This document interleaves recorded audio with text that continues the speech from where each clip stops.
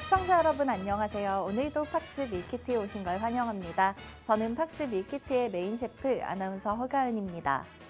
손질된 식재료와 알맞은 양의 양념으로 쉽고 간단하게 요리를 할 수 있게 도와주는 밀키트처럼 저희 방송 끝까지 따라오신다면 오늘의 투자 전략을 밀키트로 쉽고 간단하게 얻어가실 수 있습니다. 자, 오늘 2월의 마지막 날인데요. 이진우 전문가님께서 오늘도 재미있는 외신 소식 들고 나와주셨습니다. 함께 보시면서 어떤 주제로 이제 얘기 나누는지 그리고 여러분의 투자에 좀 더 도움이 되실 만한 얘기 가져오셨다고 하니까요. 기대해 주시기 바라겠습니다. 그럼 저희는 어제 국내 시장 장바구니 리뷰부터 본격적으로 시작해 보겠습니다. 소비자 물가지수, 생산자 물가지수에 이어 3개월 연속 하락세를 보이던 개인 소비지출 물가지수가 상승 반전하면서 인플레이션이 아직 꺾이지 않았다는 공포가 시장에 확산되고 있습니다. 그러면서 그간 금리 속도 조절에 대한 기대감으로 회복 중이던 투자 심리도 다시 얼어붙었습니다. 긴축에 대한 우려가 재점화되면서 환율 또한 치솟고 있는데요. 어제 하루 동안 18원 넘게 오르면서 단숨에 1,323원까지 뛴 채로 마쳤습니다. 종가 기준으로 지난해 11월 말 이후 최고 수준이고 올해의 연고점도 새로 썼습니다. 하락 출발한 코스피 지수는 오전 중 2,383포인트까지 떨어지기도 했었지만 이후 낙폭을 조금은 회복하면서 2,400선 부근에서 횡보했습니다. 종가는 0.87% 빠진 2,402포인트였습니다. 코스닥 시장은 2차 전지와 로봇 관련주들의 강세에 오전 11시쯤부터 전거래일 마감가 근처에서 움직였습니다. 그러다 강보합권 수준에서 마치면서 780선에 안착했습니다. 투자주체별 매매 동향도 확인해 보시겠습니다. 거래소에는 2거래일 연속으로 외인과 기관이 쌍끌이 매도세를 보였습니다. 개인 투자자들이 6,700억 넘게 사자 포지션을 보였지만 지수 방어에는 부족했습니다. 코스닥 시장에는 소폭이지만 5거래일 만에 외국인들의 매수세가 들어왔습니다. 5거래일 연속으로 개인은 담고 기관은 팔고 있습니다. 글로벌로 넘어가서 외식 밀키트까지 체크해 보겠습니다. 지난주 올해 들어 가장 큰 주간 하락률을 기록한 뉴욕 증시에 밤사이 반발 매수세가 들어왔습니다. 다만 긴축 장기화에 대한 긴장을 완전히 놓을 수는 없어 상승폭이 크지는 않았습니다. 개장 전 4.85%까지 오르면서 2007년 이후 최고치를 경신한 2년물 국채금리는 장중 4.7% 수준까지 내려왔습니다. 10년물 국채금리도 전거래일보다 5bp 이상 빠지면서 최근 들어 계속 오름세를 보이던 채권 시장은 약간 진정됐습니다. 장 시작 전 발표된 1월 내구재 수주는 예상보다 큰 폭으로 감소했지만 보잉의 여객기 수주가 지난해 12월 폭증했던 데 따른 착시 효과로 보입니다. 운송 장비를 제외한 지난달 내구재 수주는 오히려 0.7% 증가하면서 컨센서스를 상회했습니다. 주택지표 또한 개선됐는데요. 1월 매매 계약을 체결한 펜딩 주택판매지수는 전월보다 8.1% 급증했는데 2020년 6월 이후 최고치입니다. 2개월 연속으로 오른 수치고 예상치였던 0.9% 상승을 크게 웃돌았습니다. 주택담보대출 금리가 하락한 영향으로 보여집니다. 이번 주에는 대형 소매업체들의 실적이 나올 예정인데요. 투자자들은 타깃, 메이시스, 코스트코 등의 실적을 기다리고 있습니다. 다우산업지수가 0.22%, 나스닥은 0.63%, S&P 500이 0.31% 오르면서 간밤 3대 지수는 강보합 수준에서 마감됐습니다. 그럼 자리 옮겨서 본격적으로 이진우 전문가님과 함께 보도록 하겠습니다.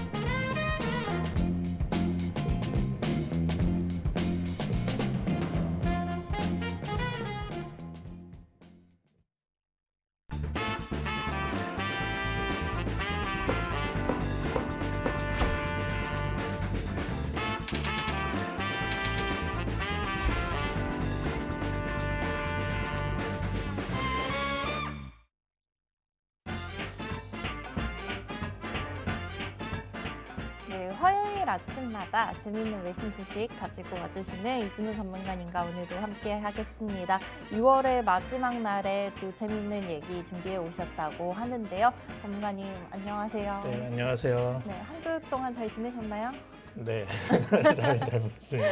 네, 시청자분들께도 인사와 소개해드리고 시작해 보도록 할까요? 네, 안녕하세요. 이진우입니다. 오늘은 앵커님께서 저번 시간에 비트코인에 대해서 조금 모르시는 것 같길래 초보자 가이드 겸 이제 비트코인에 대한 이제 전반적인 설명을 좀 준비해봤고요. 시청자 분들께서도 되게 전문가 분들이 많으신 걸로 알고 있는데 그래도 뭐 이 방송 시청해주고 조금 개념을 다시 잡는다는 의미로 이렇게 생각해 주셨으면 합니다. 네, 제가 지난주에 하도 알못이다, 코린이다 막 이렇게 얘기를 했더니 우리 전문가님께서 오늘 정말로 좀 기초적인 부분부터 다시 차근차근 설명해 주신다고 하셨습니다. 그래서 아마 잘 아시는 분들도 계시겠지만은 개념을 다시 다져보는 시간을 가져보도록 하고요. 또 코인에 대해서 저처럼 아직 좀 생소하다 하시는 분들은 오늘 정말 유용한 시간이 될 것 같습니다. 그리고 더 좀 깊은 내용 알고 싶으신 분들은 저희 방송 끝나면은 또 다시 오늘의 코인이 이어지고 있으니까 맞습니다. 이어서 시청해 보시면 너무나 좋은 시간이 되실 것 같습니다. 자, 그러면 전문가님께서 준비해 오신 오늘 암호화폐 정말 기본부터 다시 시작을 해 보도록 하겠습니다. 이렇게 되려면은 저희가 원래 다 정의부터 다지고 가야 되잖아요. 네, 맞습니다. 정확히 암호화폐란 무엇인가요? 일단 암호화폐는 기존 화폐랑 똑같은 개념인데 단지 그냥 디지털화 됐다고 보시면 됩니다. 가장 쉽게 정의를 드리자면요. 네. 심지어 모든 갖고 있는 성질도 비슷하고 요소도 비슷한데요. 특히 이제 지폐에는 일렬 번호 같은 게 있죠. 근데 그 일렬 번호도 제가 그림을 준비했는데요. 일렬 번호 여기 100불짜리 밑에 여기 뭐 LG 04727792라고 써져 있는 뭐 일렬 번호가 있습니다. 이런 일렬 번호가 어디서 조폐됐는지, 뭐 인쇄됐는지 등등, 뭐 언제 어디서 이렇게 인쇄됐는지 많은 정보를 담고 있고, 이론적으로 이제 중앙은행에서 이제 이 돈의 정보를 다 가지고 있고요. 이제 이 정보는 또 상업은행들과 이제 정보가 공유됩니다. 그래서 이 돈을 가지고 어디에 입금했는지, 어디에 썼는지 이제 대체적으로 이제 정부가 좀 알 수 있는 이제 알 수 있다고 합니다. 그래서 특히 이제 크레딧 카드에 있는 체크 카드 또한 이제 어카운트 넘버가 있고 그 어카운트 넘버에는 또 이제 고유의 개인 정보들이 들어가 있지 않습니까? 네. 그래서 만약에 이 일렬 번호의 돈을 크레딧 카드나 뭐 체크 카드에 넣으면은 중앙은행이나 로컬 은행에서 이 지폐 LG 뭐 0472번이 이제 이 어카운트에 입금됐다는 정보를 가지게 됩니다. 이러한 과정 전부 다 암호화폐 시장이 암호화폐랑 거의 같다고 보면 됩니다. 근데 이제 코인은 지폐라는 이제 피지컬한 종이 자체가 없는 거고 네. 일렬 번호를 흔히 얘기해서 뭐 코인이라고 볼 수도 있고요. 그리고 이제 이 어카운트 은행 어카운트를 이제 코인에 넣는 지갑 주소라고 볼 수 있습니다. 네. 그래서 뭐 어찌 보면은 지폐 없는 것 빼고 암호화폐는 똑같다고 볼 수 있습니다. 그러니까 처음에는 저도 이게 어떻게 실체가 없는데 거래를 진행하지라는 생각을 해봤는데 이제 말씀을 듣다 보니까 저희가 왜 제 지갑에 지금 5만 원이 있는 것만 돈이 아니라 제 계좌에 들어 있는 것도 제 재산이잖아요. 네. 그리고 이거를 이제 뭐 모바일 뱅킹이나 통해서 제가 여기서 전문가님께 바로 보내드릴 수도 있는 네, 거잖아요. 맞습니다. 그 암호화폐도 똑같다고 생각을 하면 되는 거네요. 네, 그거랑 똑같고요. 뭐 설사 지폐가 있어도 지폐 자체의 값어치는 사실 없지 않습니까? 그냥 종이지 않습니까? 물론 네. 그 종이를 만드는데 많은 돈을 들어가고 뭐 거기 뭐 그 종이가 진짜라는 건지 뭐 인증 마크 같은 것도 있지 않습니까? 그런 거를 개발하는 데 드는 돈 빼고는 사실 그냥 종이 자체이기 때문에 그렇죠. 우리가 약속인 거잖아요. 네, 맞아요. 그리고 그 약속이라는 거를 예전에는 금에 이제 그 돈이 담보가 금 같은 약간 진짜 자산이 될 수 있는 걸로 담보를 해야 하는데 요즘에는 정부의 믿음이잖아요. 이 믿음의 영역. 네, 네. 그래가지고 이 5만 원권이 5만 원으로 진짜 쓸 수 있다라는 정부의 믿음의 영역이기 때문에 뭐 사실 암호화폐가 뭐 가치가 아예 없다. 그냥 가상이다. 진짜 가상화폐라고도 말이 쓰이는데 가상이다라고 하는 것은 조금 저는 좀 말이 맞지 않다고 봅니다. 그래서 저희가 가상이라는 단어보다는 암호화폐를 사용하는 게 정확한 표현이라고 요즘 뭐 많이들 알고 계실 겁니다. 자, 그러면은 이 암호화폐에 저희가 뭐 제일 대표적인 게 비트코인으로 알고 계시기는 한데 이게 또 여기서 쪼개지는 단위가 더 깊숙이 있다면서요? 네, 저희는 뭐 최대로 뭐 많이 쪼개면은 요즘에는 뭐 10원짜리도 없지만은 10원부터 이제 50원 뭐 이렇게 되지 네. 않습니까? 10원 너무 무시하시는 거 아니에요? 아닙니다. 네. 최근에 본 적이 별로 없어가지고요. 음. 네, 그런 것처럼 비트코인도 그 비트코인 값어치가 지금 뭐 한 3천만 원 뭐 왔다 갔다 하는데 네. 그거를 이제 1억 개로 나눌 수 있어요. 그래갖고 그 단위가 1억 개로 나뉜 단위가 그 사토시라는 단위입니다.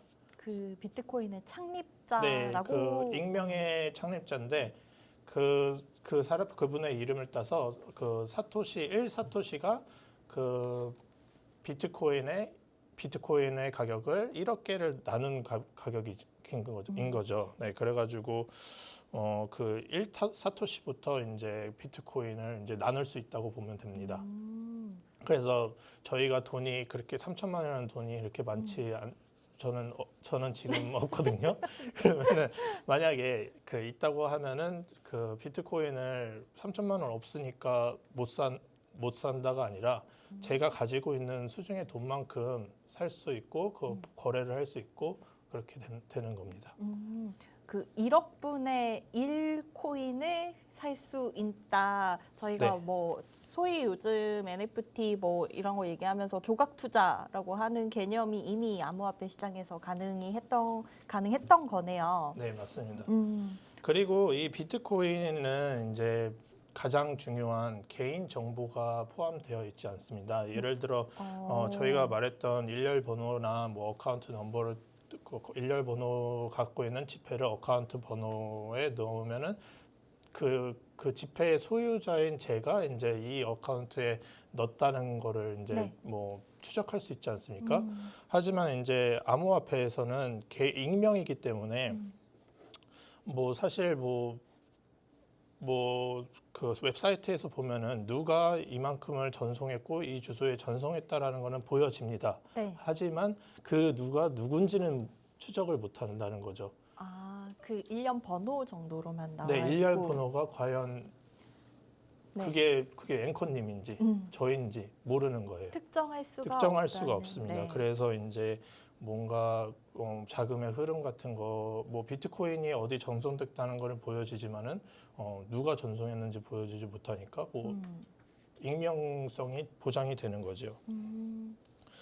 그리고 이제 그 코인을 가지고 있는 사람만이 이제 그 통제를 하고 네. 거래를 하고 소유를 할 수 있습니다. 예를 들어 뭐가 그 정부로부터 그냥 일반 화폐들은 규제도 심하고 뭐 가끔가다 뭐 자산도 동결되고 뭐 기업 같은 경우는 진짜 동결되는 경우도 허다하고 하지만은 이제 이 코인 거래에서는 탈중앙화의 그 성격이 띠기 때문에 그런 요소들이 없고요. 네. 근데 이제 그 탈중앙화돼 있으니까 이 코인은 오직 자기만의 소유입니다. 그렇기 때문에 이거를 예를 들어 뭐 제가 코인 지갑을 액세스하는데 제가 암호가 기억이 안 나요. 그러면은 이 코인은 이제 영영 못 찾는 겁니다. 누가 찾아주질 않아요. 그래서 이제 그런 게 좀 문제가 돼서 뭐 기사에도 뭐 가끔 나오는데 예전에 뭐 프로그래밍 하는 대가로 뭐 몇천 개의 뭐 비트코인을 받았다. 와. 그때 당시에 네. 뭐 가격이 쌌으니까 몇천 개의 비트코인을 받았다. 프로그래밍 해준 대가로 그래갖고 이제 하드웨어 월렛 뭐 그러니까 한마디로 USB 같은 데에 그거를 저장해 놓은 거예요. 그 비트코인 자체를.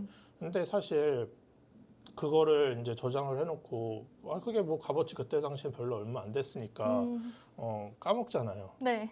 뭐 집에 뭐 귀중한 거 어디다 보관하고 까먹잖아요. 네. 그리고 뭐 이사도 가고 뭐 그러니까 그래갖고 뭐 한 10년 뒤에 비트코인 이렇게 오른 거 보고 아 맞다 나 비트코인 있었지 몇천 개 있었지 그러면은 뭐 그게 막 조 단위가 될 수도 있고 뭐 맞아요. 몇백 몇천억 막 이런 가격인데 그걸 못 찾는 경우가 있다고 하더라고요. 암호를 잊어버리거나 아니면은 저희가 그 보관했던 하드웨어 월렛, 콜드 네, 콜드 월렛이라고도 월렛이라고도 하죠. 네.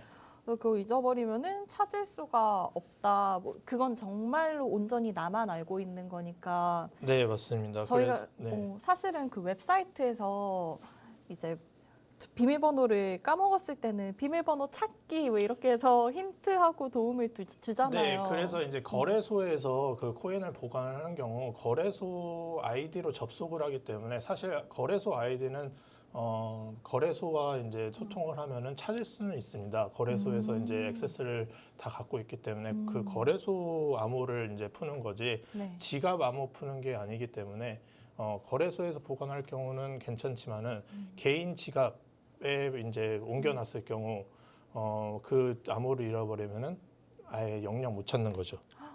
너무 아까운데요. 저희 왜 힌트 막 해서 내가 졸업한 초등학교 이름은 기억에 남는 선생님 이름은 이거 통용이 안 된다는 얘기신 거잖아요. 네, 그런 질문 자체도 없고요. 일단은 그 암호 자체가 만약에 기억이 안 났을 경우 암호에 대한 그 뭐 문구를 예를 들어 제 콜드 월렛에는 50가지 정도의 단어들이 있어요. 그 단어들을 순서대로 이렇게 배치를 해야지 암호가 이제 네. 풀려지고 그러더라고요. 그러니까 암호를 모를 경우 그 50가지 배치된 거를 저는 공책에 써놨죠. 그래서 그거를 이제 코드처럼 입력하듯이 네. 거기에 빈칸이 있어요. 그 빈칸을 완성을 해야 되는 거예요. 그 단어들. 네. 네. 그래갖고 그 빈칸을 한번 완성해서 열어봤던 기억이 있습니다. 과장님 또 그 노트를 만약에 이사가다 잃어버리시면 이제 큰일 나겠네요. 그죠? 암호랑 노트 둘 다 잊어버리면 네. 이제 큰일 나는 거죠. 네. 네, 알겠습니다. 만약에 거기에 많이 없다면 큰일 나지는 않을 수는 있겠지만 네, 많은 자산이 거기 있다면 네. 잘 보관해 주셔야 됩니다. 네, 이렇게 해서 그 지갑 암호 관련된 얘기까지 들어봤는데요.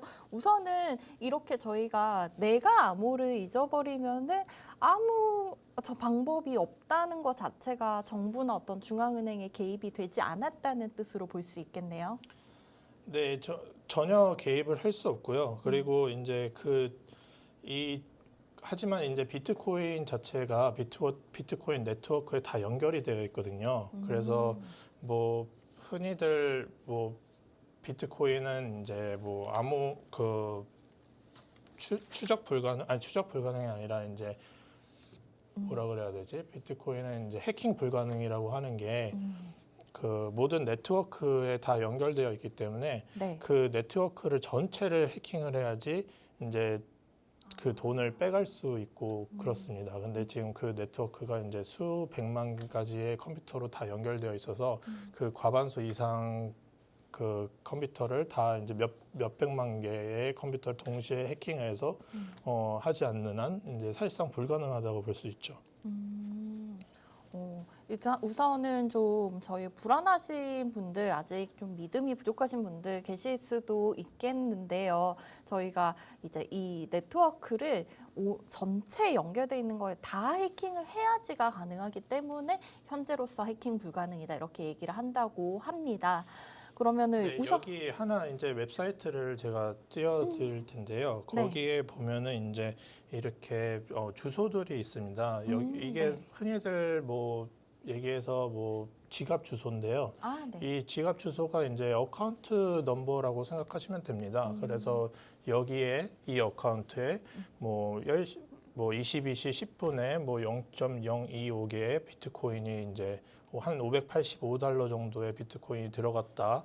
그리고 그 다음에 뭐 여러 가지 몇 개 들어갔다. 뭐 이런 게 다 추적이 이제 웹사이트에서 이렇게 저희가 웹사이트에 들어가셔서 이렇게 보기만 하면은 바로 이런 식으로 나옵니다. 하지만 이게 제가 보낸 건지 앵커님이 보낸 건지 모르잖아요. 네. 근데 이제 암호화폐 거래는 이렇게 공공연하게 이제 다 볼 수 있고, 왜냐하면 서로 컴퓨터들이 다 연결되어 있어서 그 거래하는 거를 다 볼 수 있다고 보면 됩니다.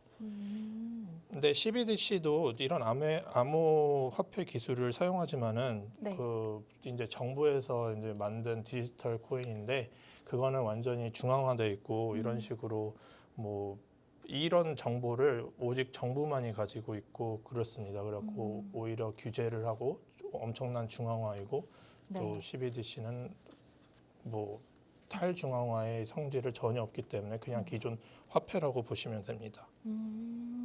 자, 그러면 우선 좀 기본적인 개념은 잡힌 것 같은데요. 저희가 이렇게 되면 사실 그 코인이 유명한 것들이 있지만은 저희가 진짜 들어보지도 못한 생소한 코인까지 해서 종류가 엄청나게 많잖아요. 네. 그것도 분류가 따로 있다고 하던데 어떻게 보면 되나요? 네, 일단은 엄청나게 많은 분류가 있습니다. 뭐 요즘에는 AI 코인이라고 AI 종류, 뭐 레이어 1, 레이어 2, 뭐 디파이 코인, 뭐 여러 가지 다 있지만은 그런 거를 얘기하기 전에 일단 코인과 토큰의 차이를 조금 아셔야 될 것 같아요. 코인과 토큰의 차이, 뭐 어떻게 네, 다른가요? 예를 들어 비트코인, 이더리움 혹은 도지코인 뭐 이런 것들이 있지 않습니까? 네. 그러면은 과연 이 코인들은 그 코인이라고 불릴 수 있느냐 아니면은 그 토큰이라고 불릴 수 있느냐가 이제 가장 크게 두 가지로 나뉩니다. 네. 이제 일단 코인은 뭐 일단은 무에서 만든 거고요. 그 무에서 만든 거고 이제 그 다 코딩 되게 네. 어려운 코딩을 사용해서 이제 블록체인 기술을 활용해서 이제 네트워크를 구축을 합니다. 독자적인 네트워크를 구축을 합니다. 그래서 예를 들어 비트코인은 코인입니다. 그 비트코인의 독자적인 네트워크를 가지고 있고 또 뭐 이거를 맨 처음부터 만드는데 굉장한 많은 시간과 이제 코딩의 그 어려운 그런 것들 다 해가지고 만든 거고요. 그 독자적인 네트워크를 가지고 있다는 것 자체가 코인이고 그 외의 것들은 토큰이라고 부릅니다.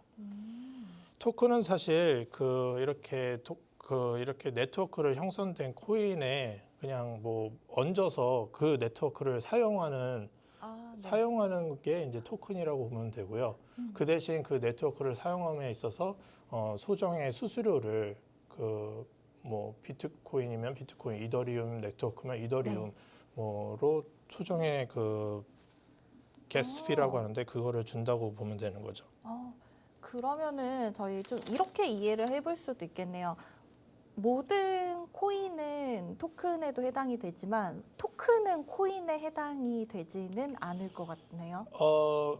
아니에요. 이렇게 해당되진 않고 아예 이거는 분류로 봐야 되는 네, 걸까요? 그냥 아예 다른 분류로 보면 됩니다. 사실 코인은 몇 가지 없습니다. 한 10가지 정도 있다고 보면 됩니다. 그래갖고 자체 네트워크를 가지고 있는 코인은 사실 얼마 없고요.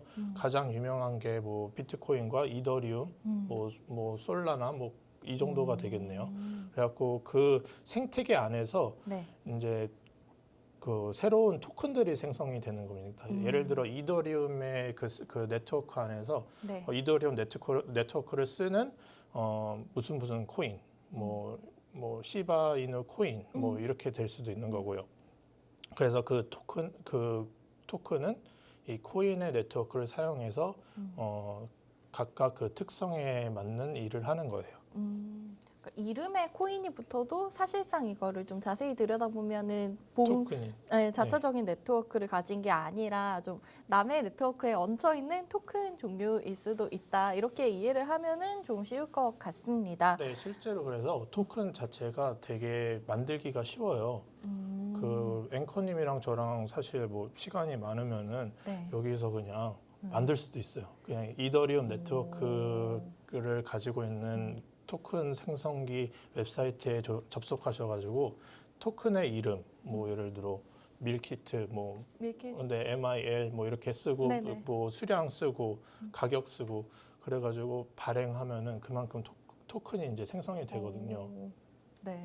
그 토큰으로 이제 뭐 의미 있는 곳에 쓰이면은 이 토큰이 사실상 약속인 거니까 뭐 어떤 화폐는 약속인 것도 있으니까 의미가 있고 돈 값어치가 있겠죠. 예를 들어 일론 머스크가 우리 코인을 뭐 트위터 사용하는데 쓰인다, 테슬라를 지불하는데 쓰인다. 그렇게 하면 또 이제 우리 코인의 이제 대부분 우리가 갖고 있으면은 네. 저희는 진짜 상상만 벼락부자가 해도 되는 거죠. 좋네요. 네, 일론 머스크가 이 방송 꼭 보고 있었으면 좋겠고요. 네. 자, 이렇게 해서 토큰과 코인의 종류의 차이 얘기를 좀 들어봤습니다. 그럼 이렇게 해서 말인데 그렇게 토큰들이 좀 만들기 쉬우면은 사실은 또 이렇게 소비를 하고 투자하는 입장에서는 불안함이 커질 수도 있을 것 같아요. 내가 사려는 이 토큰을 믿어도 되는 건지 암호화폐 안전하다고 저희가 믿고 투자해도 괜찮은 건가요? 네, 그 이제 토큰 자체를 봤을 때 이제 그게 무엇을 하느냐에 이제 좀 중점으로 보면 될 것 같아요. 예를 들어 토큰 뭐 우리가 흔히들 말하는 NFT 자체도 토큰의 개념으로 이제 파생된 거거든요. 네. 이제 NFT가 이제 예를 들어 뭐 디지털 상표권, 뭐 소유권 이런 거지 않습니까? 그 어떤 디지털 자산에 대한 디지털 아트에 대한 혹은 뭐 진짜 뭐 이 아트에 대한 이런 소유권을 가진다는 거를 이제 디지털 소유권이라고 보면 되는데 네. 이것도 토큰이죠. 근데 이거를 어떻게 쓰냐에 따라서 이제 상품성이 있고 값어치가 있고라고 보면 되는 겁니다. 그리고 USDC라는 토큰이 있습니다. 이 USDC라는 토큰은 이 USDC 1 USDC당 이제 1달러, 1 US 달러가 이제 담보가 되는 코인이에요. 그게 그 스테이블 코인. 네, 스테이블 코인이라고 불리죠. 그래갖고 뭐 스테이블 토큰이라고 불렀는데 흔히들 코인이라고 합니다. 네. 그래서 그 스테이블 코인으로 그 1스테이블 코인이 이제 1달러를 의미하는 거기 때문에 여러 가지 디지털 뭐 세계에서 USDC로 뭐 물건을 구매하거나 또 뭐 암호화폐를 구매하거나 또는 사람들한테 돈을 빌려주거나 흔히들 뭐 탈중앙화된 저희 잔고 계좌라고 보면 되는 것 같습니다. 네. 그리고 또 이 US 달러로도 이제 토큰을 한 것도 있고 골드로도 토큰을 한 것도 있습니다. 그래갖고 네. 1뭐 팩스G라는 건데 여기 보시면은 제가 그림을 준비를 해왔었네요. 네. 그래갖고 왼쪽 거는 이제 USDC라는 코인이고요. 근데 오른쪽 거는 팩스G라는 팩스 골드 코인입니다. 그래갖고 말씀드렸다시피 왼쪽 거는 이제 1달러를 담보로 하는 자산이고요. 그다음에 오른쪽은 그 원 트로이 아운스라고 하는 그 단위를 나타내는 골드를 이제 그 1팩스지당 1 트로이 아운스의 골드를 의미하는 겁니다. 그래서 실제로 저 골드도 이제 런던에 네. 금고에 보관되어 있고요. 이런 것들은 이제 정기적으로 미국 정부에서 수시로 감사를 한다고 합니다. 네. 이렇게 해서 저희가 지금 스테이블 코인 요거까지 설명을 좀 들어봤고요.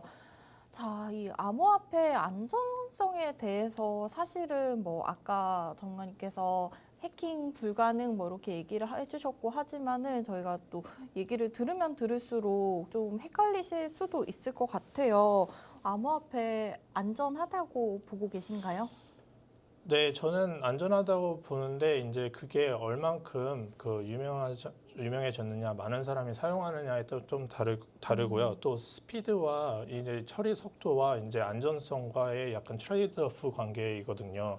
이제 스피드 처리 속도가 빠르면은 이제 안정성이 그만큼 내려가고 안정성을 위주로 하면은 스피드가 좀 처리 속도가 느려지는 이런 성향을 띠고 있습니다. 네.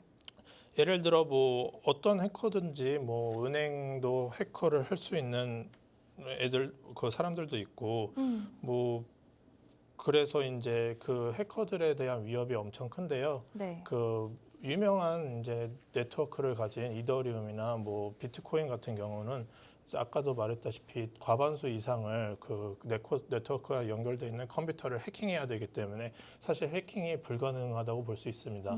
하지만 해킹이 제일 취약한 점은 그 네. 이제 거래소 해킹이에요. 거래소 자체를 해킹. 예를 들어 거래소에 있는 제 암호를 해킹을 할 수도 있고요. 거래소 암호를 해킹할 수도 있고, 거래소에 보관된 이제 거기 어떤 뭐 데이터 뭐 그쪽을 해킹을 해갖고 갈취를 할 수 있고요. 그래서 오히려 거래소가 가장 위험한 해킹 장소라고 보시면 되고요. 네. 그런 경우 이제 각각의 개인 지갑에 보관을 하는 게 좋습니다.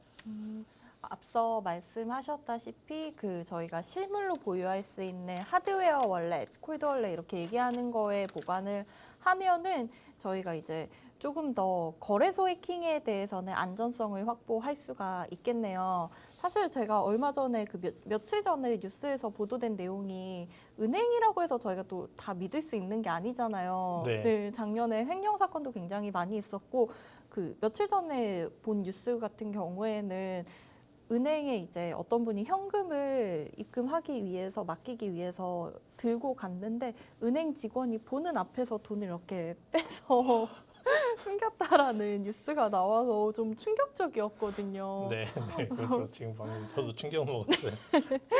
그렇기 때문에 이런 안전성에 대한 부분은 조금 저희가 어떤 쪽에 조금 더 신경을 쓰고 중점을 두느냐에 따라서 다를 것 같고요. 결국에는 가장 각자 개인이 보안에 신경을 쓰는 게 빠질 수가 없는 부분일 것 같습니다. 그리고 예를 들어 불법적인 일을 하거나 뭐 납치를 해서 몸값을 요구하는데 비트코인을 요구하는 경우가 있잖아요. 사실 비트코인은 추적이 쉽습니다. 이렇게 누구나 그 자금의 흐름을 보이기 때문에 추적이 쉽지만 이런 이제 나쁜 짓을 하는 사람들은 비트코인을 받자마자 그 모네로라는 코인으로 바꿉니다. 모네로? 네, 모네로라는 코인이 이제 제가 이제 뭐 그림은 띄워드렸는데요. 뭐 그냥 네. 의미는 없고요. 이 모네로라는 코인으로 바꿀 경우 이 모네로는 사실 그 신상 정보를 아예 이런 뭐 거래 내역 뭐 이런 게 아예 프라이빗합니다. 그래서 이제 미국 정부조차 이런 거래 내역을 볼 수가 없어요. 그래갖고 비트코인을 빨리 이제 받고 이 코인으로 바꾸고 그래서 이 코인이 이제 범죄의 활용도로 쓸 수 있다고 생각이 합니다. 저희 예전에는 왜 이런 자금 세탁 같은 거 할 때 스위스 은행에 네. 맡겼는데 네, 이게 암호화폐 시장에서는 이 모네로 코인으로 볼 네. 수가 있을 것 같습니다. 자, 이렇게 해서 조금 더 보안에 관련된 얘기를 들어봤는데요. 자, 그러면은 저희가 이 암호화폐 안전성에 관련된 얘기를 들어봤고 그 이후에 가치가 사실은 보장이 돼야지 투자를 할 마음이 드는 건데 전문가님 이 가치에 대해서는 어떻게 생각하시나요? 저는 이제 뭐 AI 기술도 지금 활발하게 되어 있고 이제 점점점 이제 기존 통화 자체가 값어치가 줄어들고 네. 또 정부에 대한 믿음이 또 이렇게 줄어들기 때문에 기존 통화에 대한 값어치가 내려간다고 보거든요. 그리고 여러 정책과 규제 때문에 여러 변동성이 있고 점점점 이제 그 인플레이션 때문에 기존 이제 현금이 그렇게 매력적이지 않잖아요. 그래서 저는 이제 암호화폐는 괜찮다고 보고요. 왜 그러냐에 따라서는 이제 골드 같은 이제 특성을 가지고 있습니다. 네. 일단은 비트코인은 점점점 이제 그 채굴하기 힘들고 수량은 한정돼 있습니다. 그래서 이제 갖고 싶은 사람은 이제 매수는 많은데 이제 서플라이가 뒷받침하지 못하는 거죠.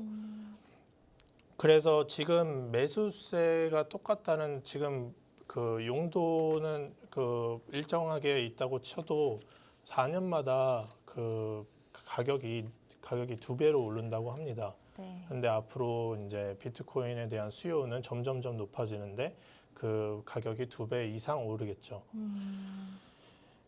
네, 그리고 이제 뭐 지금 뭐 현존하는 그 파이낸셜 시스템에 이제 네. 불신을 갖는 사람들도 이제 비트코인에 많은 투자를 이루어지고요. 그거에 이제 영향을 받지 않기 위해서 그리고 또 다른 가치가 있는데요. 특히 이더리움 네트워크는 이더리움 네트워크 소속하면서 이제 여러 가지 일을 할 수 있습니다. 여기서 이제 그림을 한번 보시면 되는데요. 네.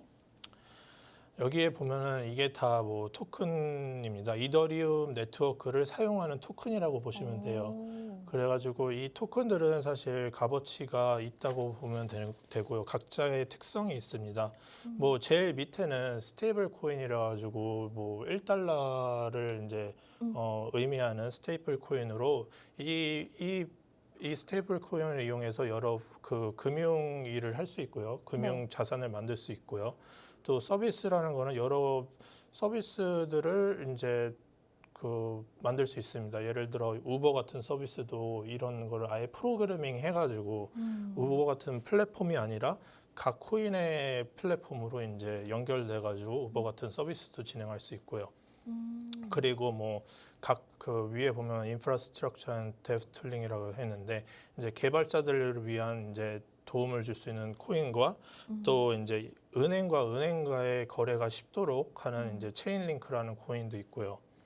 또 아셋 매니지먼트 툴, 뭐 메타마스크라는 이제 개인 지갑 토큰 뭐라고 볼 수 있고요. 그다음에 여러 가지 것들이 이제 그 금융 상품을 이루는 토큰이라고 보면 됩니다. 그 위에 익스체인지는 각 그 거래소만의 코인으로서 그 거래소 거래를 하는데 좀 도움을 줄 수 있는 토큰들입니다. 그래서 이 다 이제 활용도가 너무 달라요. 그래서 그 활용도를 보시고 투자를 하시면 됩니다. 저희 이제 코인의 가치들에 대해서 얘기를 좀 들어봤는데요. 아직도 이 시장이 조금 불안하다라고 생각하시는 분들은 사실은 저희가 마침 예를 들기 너무 좋은 게 어제도 환율이 하루 만에 18원이 넘게 네. 원달러 환율이 뛰었잖아요. 그래서 그 비트코인 암호화폐들의 가격이 변동성이 심하지 않냐라고 하면 사실은 그 달러와 같은 정도로만 좀 안정이 되어 있는 수준이지 뭐 이머징 마켓이라든지 개발도상 같은 부분들은 더 불안함을 느끼고 화폐의 가치가 점점 떨어지고 있고요. 저희가 뭐 러시아와 우크라이나의 전쟁 같은 부분도 있지만은 또 이렇게 계속해서 돈의 가치라는 게 보장을 받기가 힘든 것 같은 시장에서 이 부분에 좀 더 앞으로 관심을 가져보면은 좋을 것 같다 이렇게 생각이 듭니다. 네, 맞습니다. 일단 그 암호화폐 시장도 그 달러와의 영향도 크고요. 일단 달러가 높을수록 이제 암호화폐 시장은 좀 내려가는 경향이 있고요. 또 뭐 금리랑도 연관이 있지만은 저희가 저번 시간에 얘기했다시피 거시경제는 그렇게 지장을 안 준다고 연관성이 별로 없다고 하지 않습니까? 뭐 근데 그럴 때도 있고 아닐 때도 있는 것 같아요. 네, 그래갖고 최근에 PC 물가가 생각보다 높게 나와서 암호화폐가 조금 조정을 받고 있다라고 하는데 그게 암호화폐 특성상 조정인지 아니면 진짜 PC 때문에 조정인지 뭐 여론상 뭐 무서우니까 조정인지 네. 이게 암호화폐가 가치를 모르기 때문에 사실 그 사람들이 이게 잠재력이 어마어마하잖아요. 네. 근데 그 잠재력의 끝은 어딘가라는 거를 이제 아무도 모릅니다. 이 만든 사람들도 이제 이게 어떻게 활용될지, 이게 이 미래에는 어떻게 활용될지 아무도 모르기 때문에 그만큼 비트코인의 가치는 불분명하기 때문에 여러 조그마한 뉴스에도 심한 변동성을 보이는 겁니다. 자, 그러면은 이렇게 저희가 가치에 대해서 아직 무궁무진한 잠재력 정도로 해석을 해볼 수가 있을 것 같은데요. 자, 전문가님 좀 쉽게 여쭤보자면은 어떤 코인에 투자를 하면 그래도 좀 성공적일 수 있을까요? 일단은 그거는 이번 시간에 하기에는 조금 무리가 있고요.